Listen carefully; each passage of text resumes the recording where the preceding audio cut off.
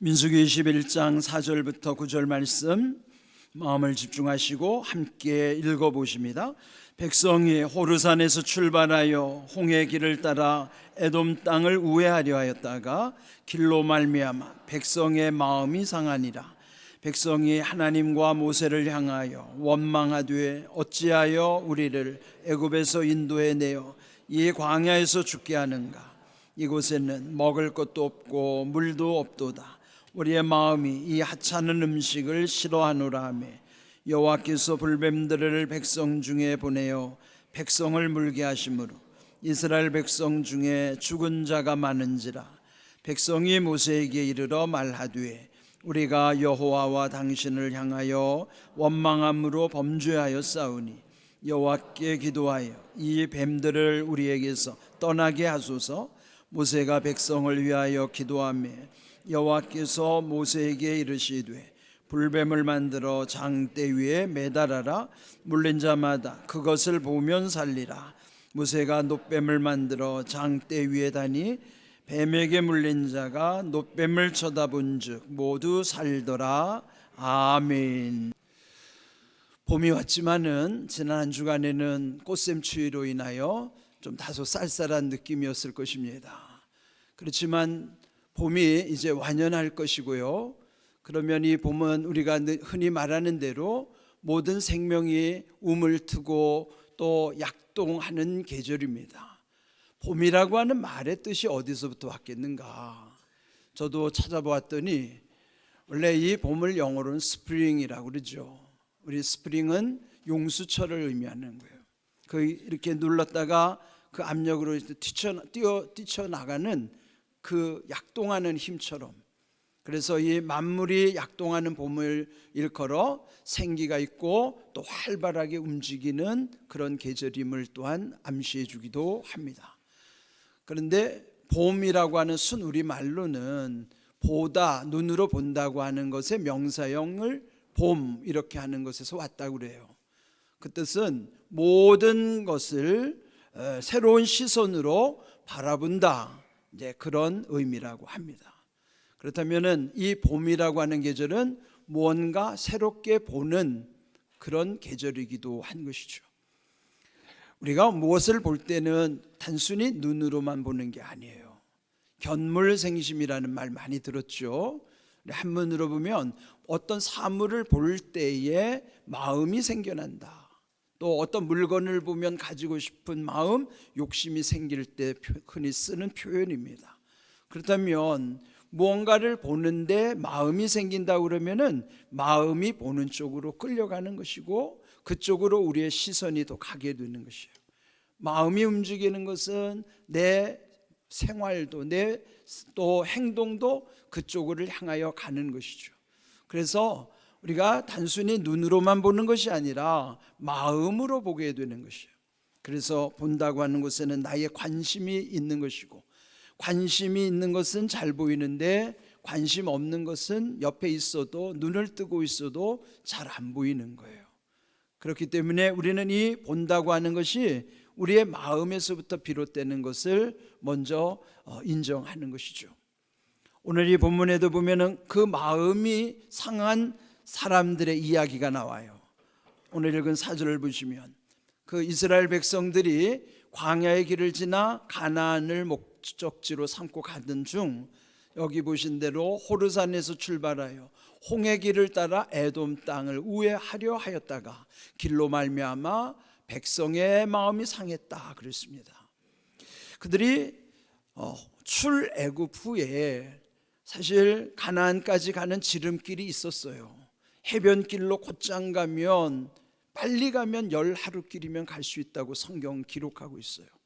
그런데 그 빨리 갈 수 있는 10하루길로 하나님이 인도하신 것이 아니라 우회하여 광야를 통과하게 하시는 것이죠. 광야라는 것은 지나기 힘들고 또 고생하는 길인데 그 고생길로 인하여 백성의 마음이 상했다. 일견 우리가 생각에는 이해할 부분도 있어요. 대개 누구나 좀 편한 길을 원하고 지름길로 가기를 원하지만은 우리가 기대했던 것과 달리 험한 길을 가게 되면은 마음에 상할 수도 있겠죠. 이렇게 이 백성들의 마음이 상한 것처럼 우리의 인생의 광야를 지나는 데에도 우리가 원하는 대로 되지 않을 때는 또 이와 같은 또 마음이 상하는 일들이 있어요. 이럴 때 우리가 어떻게 해야 하는가? 오늘 이 말씀 속에서 우리에게 지혜를 주시는 것입니다. 마음이 상할 때 나타나는 현상은요, 5절에서 표현한 것처럼 원망하는 현상들이에요. 백성이 하나님과 모세를 향하여 원망하되 어찌하여 우리를 애굽에서 인도해내어 이 광야에서 죽게 하는가. 여러분, 하나님이 이들을 죽이려고 광야로 이끌으셨겠습니까? 그러나 광야를 통과하는 것은 가나안을 가기 위한 하나의 과정일 뿐이죠. 그런데 마음이 상하면 사실대로 보는 게 아니라 삐딱하게 보는 거예요. 그러면 결국 원망할 수밖에 없습니다. 하나님의 선하심에 대한 믿음을 잊어버리니까 결국은 이들이 광야에서 죽게 된 것처럼 이렇게 원망하는 거예요.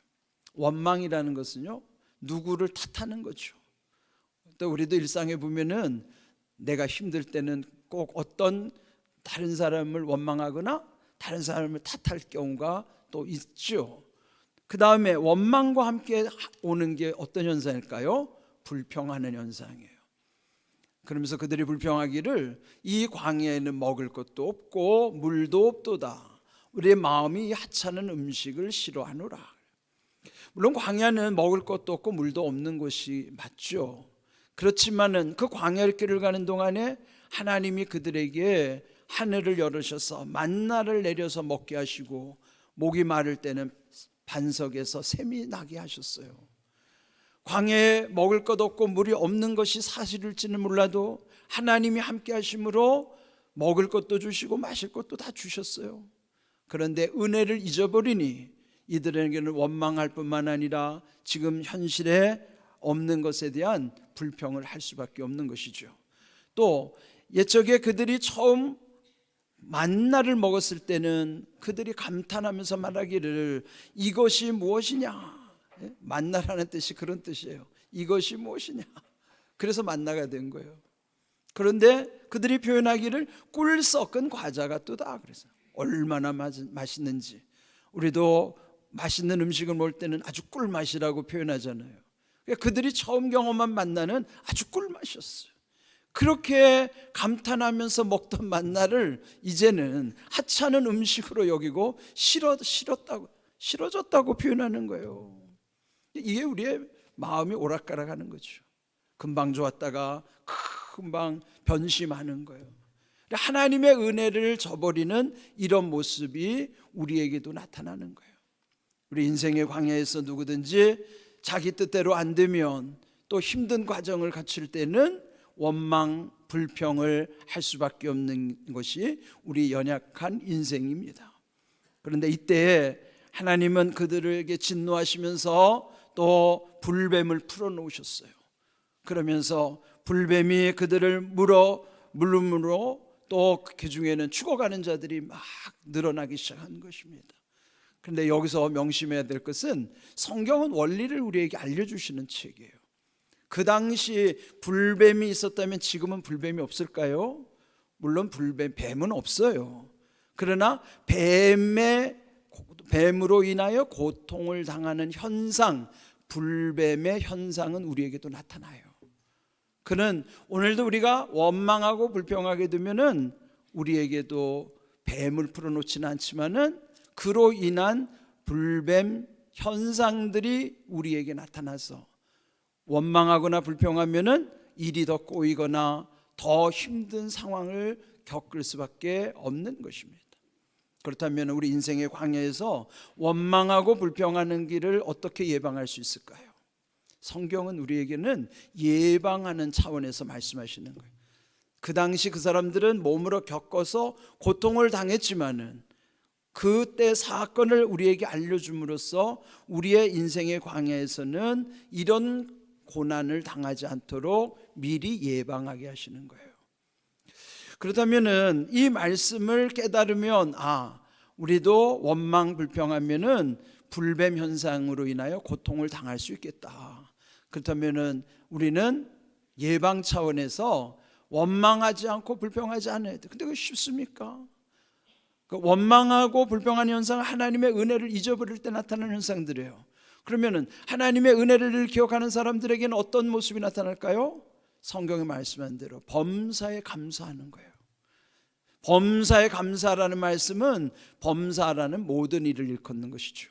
그 모든 일 속에는 내가 기대하는 일, 좋은 일만 있는 것이 아니라 내가 기대하지 않았던 일이나 안 좋은 일을 당했을 때에도 늘 하나님의 은혜를 기억하면서 감사하는 거예요. 내 상황에 따라 감사하고 불평하는 거 아니라 아무리 힘든 상황 속에서도 하나님께 먼저 감사하는 거예요. 왜 이게 중요할까요? 감사하는 사람은 원망, 불평을 이길 수가 있기 때문이에요. 감사를 잊어버리면 누구라도 원망과 불평이 나오게 돼 있어요. 인생이 대단하지 않아요. 누구나 똑같아요. 감사를 기억하는 사람은 원망, 불평을 이길 수 있지만은 감사를 잊어버리면 누구라도 다 원망하고 불평할 수밖에 없는 것이죠. 그렇다면 결국 뿌린 대로 거두는 인생이기 때문에 원망하고 불평을 뿌리면 반드시 여기에는 불뱀이 나타나서 우리에게 고통을 주는 것과 같은 불뱀 현상, 불뱀 효과가 우리에게도 임하는 거예요.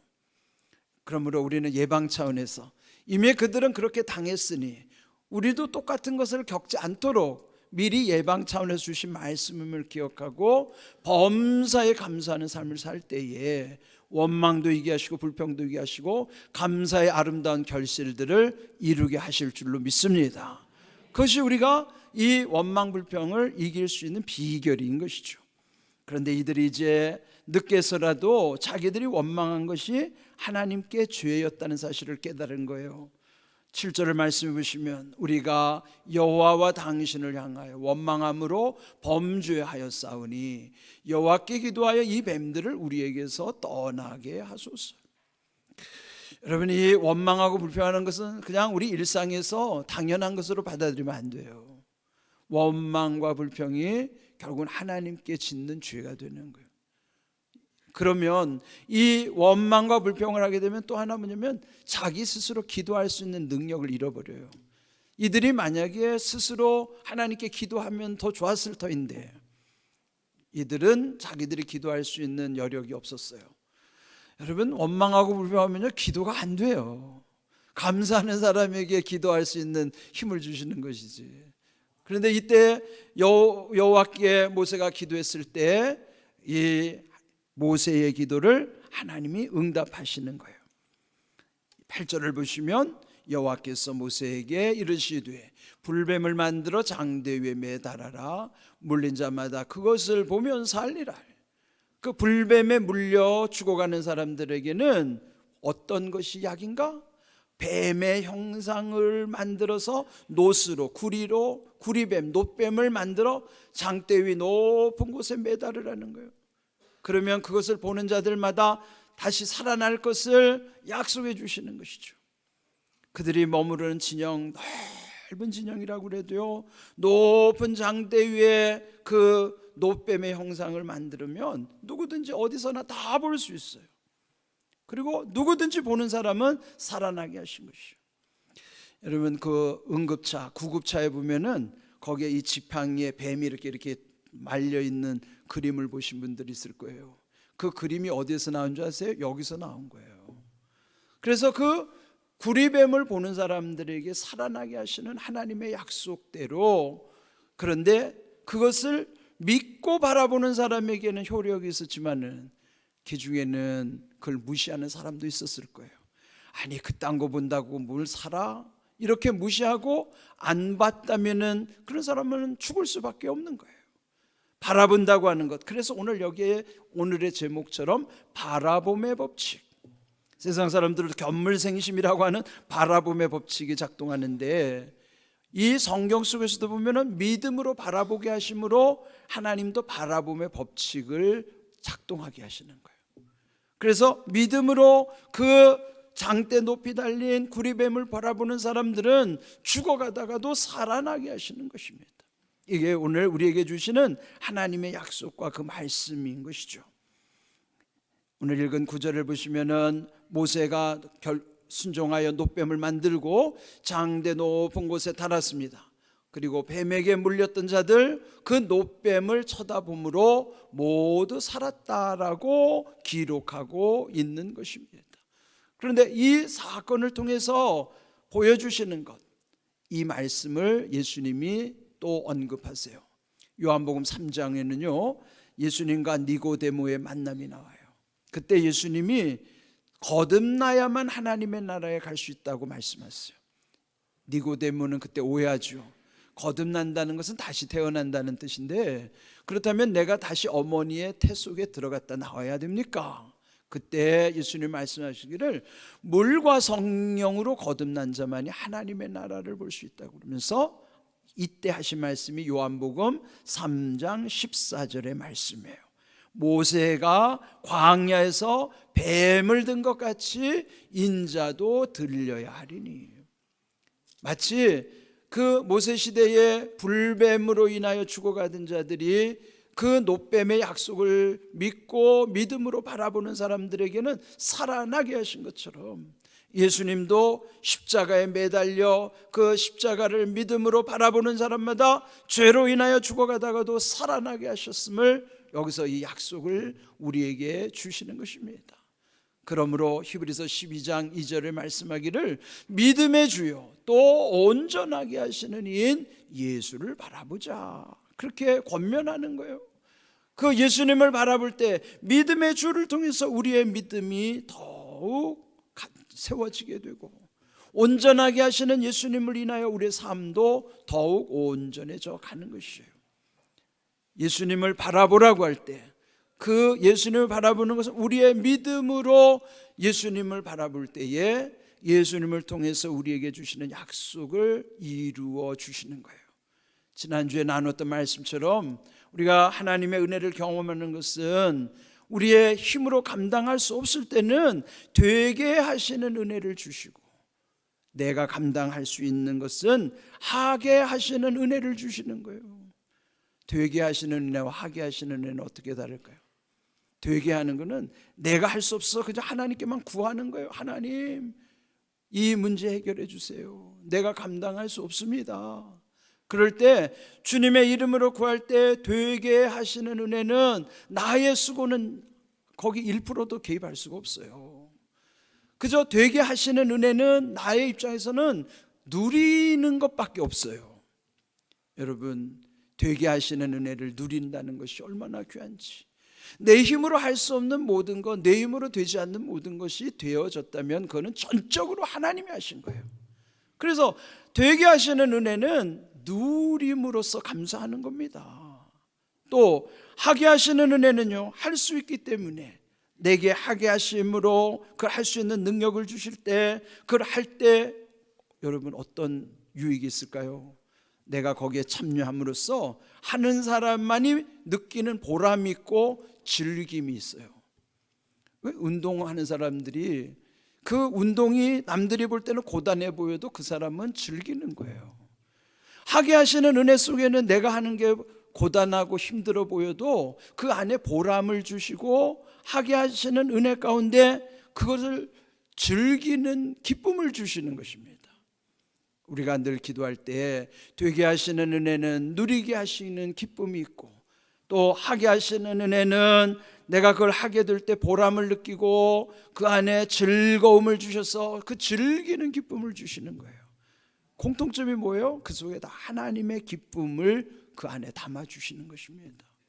그렇다면은 하게 하시는 은혜도 귀하지만은 사실 우리에게 되게 하시는 은혜가 사실 더 큰 거예요. 여러분들 하게 하시는 은혜, 되게 하시는 은혜를 경험할 수 있기를 바랍니다. 늘 기도하는 것처럼 오늘도 한번 따라 보세요. 깨닫는 지혜, 감당할 수 있는 능력, 늘 구하셔야 돼요. 하나님 깨닫는 지혜를 주셔서 분별하게 하시고 감당할 수 있는 능력을 주셔서 그 일들을 할 수 있도록.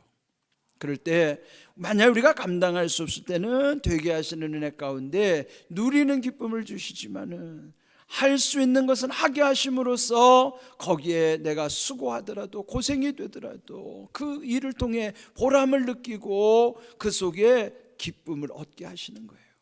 그렇다면 오늘 해주신 예수님을 바라보는 중요한 이유는 뭘까요? 그들이 이미 그 광야길에서 원망하고 불평했던 것처럼 매일 우리가 예수님을 바라본다 그러면은 원망하고 불평할 일이 없어지는 거예요. 그래서 우리는 늘 먼저 무엇을 바라보기 전에 예수님을 바라봐야 됩니다. 우리는 이 봄이라고 하는 계절, 봄은 바라봄이라고 하는 데서 왔다고 그랬죠. 바라봐야 할 게 아무리 많다 하더라도 우리는 먼저 예수님을 바라봐야 돼요. 그리고 예수님을 통해서 세상을 보고 예수님을 통해서 이웃과 관계하고 예수님을 통해서 모든 일들이 이루어질 수 있도록, 이렇게 될 때에 그들은 광야에서 그런 겪지 않아도 될 고난을 당했지만은 우리에게는 미리 예방하게 하심으로 그런 쓸모없는 고난, 무익한 고난을 미리 예방해 주시는 거예요. 이들이 당한 고난은 사실 아무 유익도 없는 고난이죠. 그렇다면 우리도 이런 아무 유익이 없는 고난은 당하면 안 되잖아요. 쓸데없는 고난, 안 당해도 되는 고난, 이런 고난은 여러분이 깨닫는 지혜를 통해서 분별하게 되면은 미리 예방할 수 있어요. 그런 모든 비결이 어디서 오는가? 예수님을 바라보라는 말씀 속에 있는 거예요. 여러분, 예수님을 바라볼 때에 믿음의 주 온전케 하시는 그 예수님을 통해서 그 모든 바라보는 가운데 예수님이 깨닫는 지혜도 감당할 수 있는 능력 주시고, 그때 우리에게 하게 하시는 은혜, 되게 하시는 은혜를 통해서 그 모든 은혜 속에 누리게도 하시고 즐기게도 하시고 또 기쁨도 더해 주시는 것. 그래서 은혜는 결국 뭐예요? 누리는 것이 은혜예요. 이런 약속의 말씀을 늘 기억하시면서 바라봄의 법칙, 그 중심에 예수님이 있음을 기억하시고, 여러분 무엇을 보기 전에 먼저 예수님을 바라보시고 예수님을 바라봄으로써 예수님을 통해서 모든 것을 바라보는 은혜가 있기를 주님의 이름으로 축복합니다. 아멘.